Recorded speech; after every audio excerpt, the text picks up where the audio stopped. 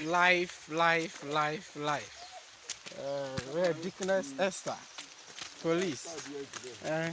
Your baby jar. This year back. Na it's Dickness. Rebecca, maybe Kakra, salvation message. Onyame nhira ye nyina ASA TV adofo enewie bibia mo obi a ASA TV adofo bibia mo obi a onyankopon nhira mo onyankopon nhira ye nso a ye beja ye sister Mavis ama ye be kra no ye ka se nyame nhira obi bia amen ye dikinebo dikin rabe mom salvation message bi kakra ye ba beja ye sister yo ya da masifa wusiafo ASA TV na moti yenkan ni nyina emu no ye sister Mavis a ofiri yentem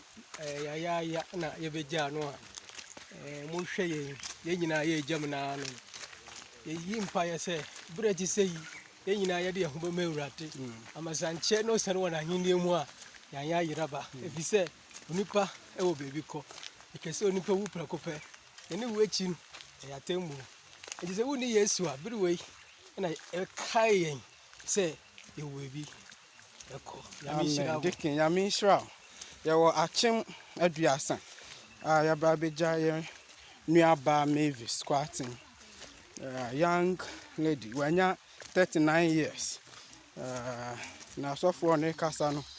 o se ahaban mu no etumiti na ahaban dada soso etumi eti nti odofo nkwa nyame di amayen o se ye ma no eso nyame ani na onso unnim da odie ebeba Bible say twa se onipa wu na owuo achi no nso no atemuo ewo hode ma onipa nti wanamo tu a utu nyina no obehwe se bibia a obeye no obehunu se owuo da ho ma nipa obibia professor owuo da ho ma no abofra obia owuo da ho ma obia na owuo achi no eno nehia atemuo ti ne oyaye kokoa mu ne oya wo wiase nyina nyame de beba han mu na ya hwe na obisa ho se wo nkwa nwuma ni mu eno na ehia yankopon enka ho wa ha na wonfa Yesu Kristo se owurade na okra nkwagefo a one me beka apam nsami na wafa Yesu Kristo se owurade na okra nkwagefo fi se owu achi no atemu ewo honom edema onipa pega wonsa na yenka asemi kasi enadai megidi se Yesu Kristo eyo onyankopon eba reboni enti na owudi maame mebembu enti na onyane ni frɛ ufuo mu efiri na kwei ene ne benanti menkwa na nyina nti erade boa me orofo wafa Yesu Kristo se werade no kra nkwagefo yi wadwane afiri sum abahan mu ebe ne se ube asore a eye na odo ho adomo me call the Church of Pentecost onso so ubetumi apa asore pabi na odo ho adom mekanfo Church of Pentecost e de amount nti we ASA TV fo na ne de ya ba be pie aha no AKYEM ADUASA ye ba be kra ye nuaba Mavis owuo eda ho de ma nipa na owu achi no atemu nti bomoden se obebo abrabo a eso nyame ani nyame nhira onhira se follow your life bene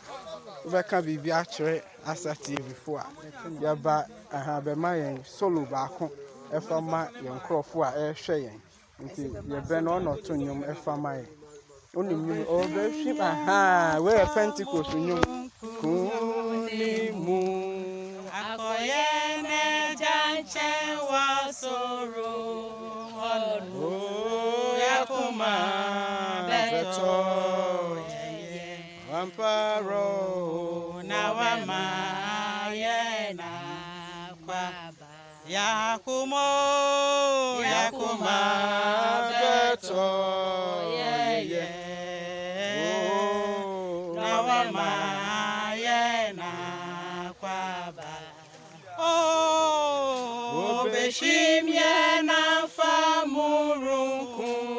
imo akoyene janche wasoro amparo yakuma beto amparo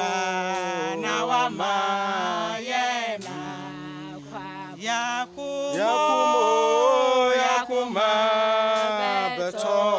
yeah amparo na wa mayena kwaba dem arana obeye oh dem arana obeye oh Christum beshishe na wafana na ifro odina koma na ifro amparo sunsun beshishe na wafana na ifro odina koma na ifro dem arana obeye oh dem arana obeye oh sunsun beshishe na wafana na ifro odina koma na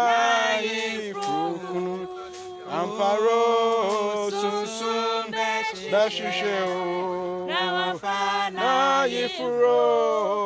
odina koma na ifro nyame nhyira mo paa nyame onhyira mo bye bye taking the globe for Christ.